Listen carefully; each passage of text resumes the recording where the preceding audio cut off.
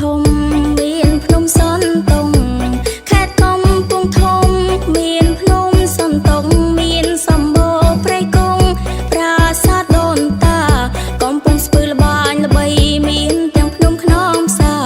កំពង់ស្ពឺល្បាញល្បីមានទាំងភ្នំខ្នងផ្សាឆ្នេរកែសែនល្អអស្ចារ្យទេសចរត្រៀបត្រាហោហើយ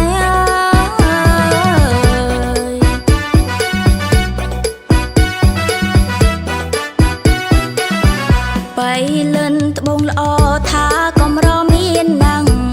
បៃលិនត្បូងល្អថាកំរមានណាំងសៀមរាបសែនឡឡាំងមានប្រាសាទអង្គរកំពតដួងច័ន្ទមានភ្នំបូកគោសែនល្អកំពតដួងច័ន្ទមានភ្នំបូកគោសែនល្អទីក្រុងភ្នំពេញកកទាំងដីបវរកម្ពុជា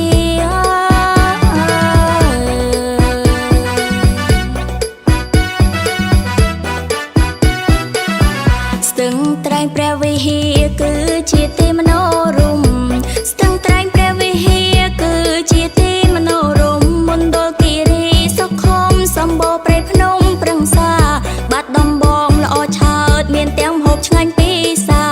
បាត់ដំបងល្អឆើតមានទាំងម្ហូបឆ្ងាញ់ពិសាកោះកុងបានទៅទស្សនាតាក់ទាញចិន្តាបងប្អូនប្រុងស្រី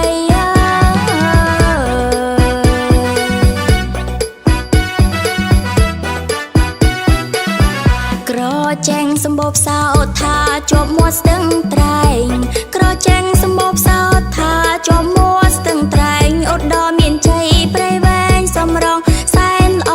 ឯងកំពង់សោមនៅឆ្ងាយអគារតូចធំច្រើនអាណែងកំពង់សោមនៅឆ្ងាយអគារតូចធំច្រើនអាណែងបន្ទាយមានជ័យល្អប្លែកស្វែងរៀងក៏ភ្នែកនៅក្នុងចិនណា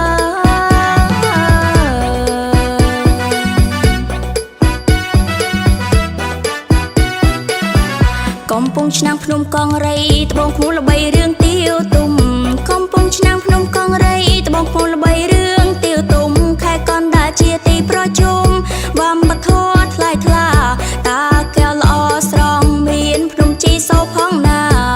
តាកែវល្អស្រង់មានភ្នំជីសូផងណារតនគិរីមានបញ្ញាសាសពីដូនតាមកយូរហើយ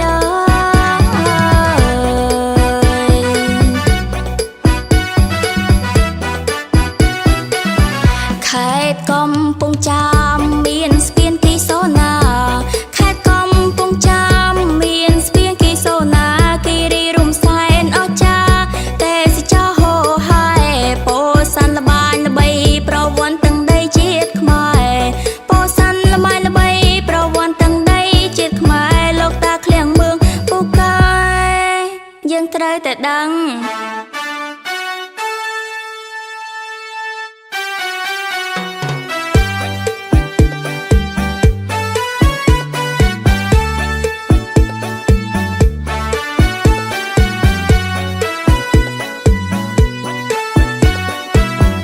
ទាំងដីសវណ្ណភូមិពិនជាមានតម្លៃទាំងដីសវណ្ណភូមិពិនជាមានតម្លៃខ្មែរមានវប្បធម៌ប្រពៃចាប់បីត្រកខ្លុយដូនតាបេងដូងកម្ពុជាមានអក្សរជាតិភាសា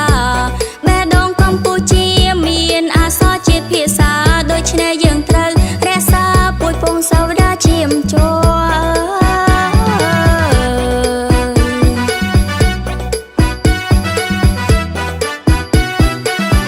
សម្បត្តិធនធានខ្មែរ